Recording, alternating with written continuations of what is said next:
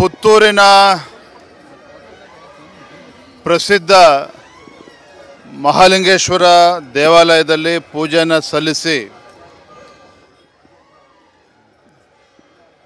ಅಟಲ್ ಬಿಹಾರಿ ವಾಜಪೇಯಿ ಅವರ 100ನೇ ಜನ್ಮ ಶತಾಬ್ದಿಯ ಸಂದರ್ಭದಲ್ಲಿ ಒಂದು ಅಭೂತಪೂರ್ವ ಕಾರ್ಯಕ್ರಮ ಇಲ್ಲಿ ಆಯೋಜನೆ ಆಗಿದೆ. ಇವತ್ತಿನ ಕಾರ್ಯಕ್ರಮದಲ್ಲಿ ನಮ್ಮ ಮಾಜಿ ಮುಖ್ಯಮಂತ್ರಿಗಳಾಗಿರುವಂಥ ಹಿರಿಯರಾಗಿರ್ತಕ್ಕಂಥ ಸದಾನಂದ ಗೌಡಜಿಯವರು, ನಮ್ಮ ಧೀಮಂತ ನಾಯಕ ಅಟಲ್ ಬಿಹಾರಿ ವಾಜಪೇಯಿ ಅವರ ಸ್ಮರಣೆ ಮಾಡ್ತಕ್ಕಂಥ ಶುಭ ಸಂದರ್ಭ ನಾವೆಲ್ಲರೂ ಕೂಡ ಸೇರಿದ್ದೇವೆ. ದೊಡ್ಡ ಸಂಖ್ಯೆ ನಮ್ಮ ಕಾರ್ಯಕರ್ತರು ಕೂಡ ಈ ಕಾರ್ಯಕ್ರಮದಲ್ಲಿ ಭಾಗವಹಿಸ್ತಾ ಇದ್ದಾರೆ.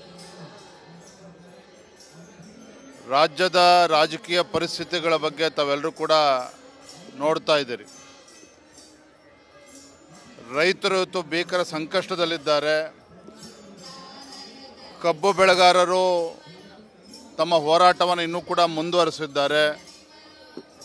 ಮೆಕ್ಕೆಜೋಳ ಬೆಳೆಯುವಂಥ ರೈತರು ಇವತ್ತು ಖರೀದಿ ಕೇಂದ್ರ ಪ್ರಾರಂಭ ಆಗಿಲ್ಲ, ರಾಜ್ಯ ಸರ್ಕಾರ ತಡ ಮಾಡ್ತಾ ಇದೆ ಅಂತೇಳಿ ಅವರು ಕೂಡ ಬೀದಿಗಿಳಿದು ಹೋರಾಟಗಳನ್ನು ಮಾಡ್ತಾ ಇದ್ದಾರೆ.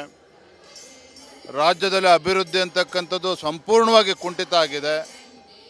ಇದರ ನಡುವೆ ಮುಖ್ಯಮಂತ್ರಿಗಳ ಕುರ್ಚಿಗೆ ಇವತ್ತು ಪೈಪೋಟಿ ದಿನೇ ದಿನೇ ಹೆಚ್ಚಾಗ್ತಾ ಇರುವಂಥದ್ದು. ರಾಜ್ಯದಲ್ಲೇ ಇದ್ದು ಅಭಿವೃದ್ಧಿ ಬಗ್ಗೆ ಯೋಚನೆ ಮಾಡಬೇಕಾಗಿರ್ತಕ್ಕಂಥ ಮುಖ್ಯಮಂತ್ರಿಗಳು, ಉಪಮುಖ್ಯಮಂತ್ರಿಗಳು ಆದಿಯಾಗಿ ಸಚಿವ ಸಂಪುಟದ ಸದಸ್ಯರು ಕೂಡ ದೆಹಲಿಯಲ್ಲೇ ಬೀಡ್ಬಿಟ್ಟಿರುವಂಥದ್ದು. ಎಲ್ಲೋ ಒಂದು ಕಡೆ ಈ ಕಾಂಗ್ರೆಸ್ ಸರ್ಕಾರ ಏನು ಭರವಸೆಗಳನ್ನು ಕೊಟ್ಟು ರಾಜ್ಯದಲ್ಲಿ ಅಧಿಕಾರಕ್ಕೆ ಬಂದಿತ್ತು, ಆ ಭರವಸೆಗಳೆಲ್ಲವೂ ಯಾವುದೂ ಕೂಡ ಈಡೇರಿಸ್ದೇ ಈ ನಾಡಿನ ಜನರೇನಿದ್ದಾರೆ ಮತದಾರರು ಎಲ್ಲೋ ಒಂದು ಕಡೆ ಕಾಂಗ್ರೆಸ್ ಪಕ್ಷನ ನಂಬ್ಕೊಂಡು ನಾವು ಮೋಸ ಹೋದ್ವಿ ಅನ್ನುವ ಅಭಿಪ್ರಾಯ ಇಡೀ ರಾಜ್ಯಾದ್ಯಂತ ಕೇಳ್ತಾ ಇದೆ. ನಾವು ಕೂಡ ಭಾರತೀಯ ಜನತಾ ಪಾರ್ಟಿ ಮುಂದಿನ ಅಧಿವೇಶನ ಇರ್ಬೋದು, ಮುಂದಿನ ದಿನಗಳಲ್ಲಿ ಈ ಭ್ರಷ್ಟ ಜನವಿರೋಧಿ ಕಾಂಗ್ರೆಸ್ ಸರ್ಕಾರದ ವಿರುದ್ಧ ನಾವು ಬೀದಿಗಿಳಿದು ಹೋರಾಟಗಳನ್ನು ಮಾಡಬೇಕು ಅಂತೇಳಿ ನಮ್ಮ ಪಕ್ಷದ ಮುಖಂಡರು ಈಗಾಗಲೇ ತೀರ್ಮಾನ ಮಾಡಿದ್ದೇವೆ. ನಿನ್ನೆ ದಿನ ಒಂದು ಹೇಳಿಕೆಯನ್ನು ನಾನು ಗಮನಿಸ್ತಾ ಇದ್ದೆ.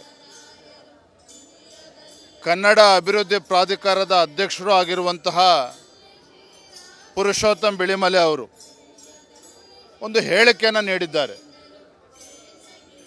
ಏನು ಕರಾವಳಿ ಭಾಗದ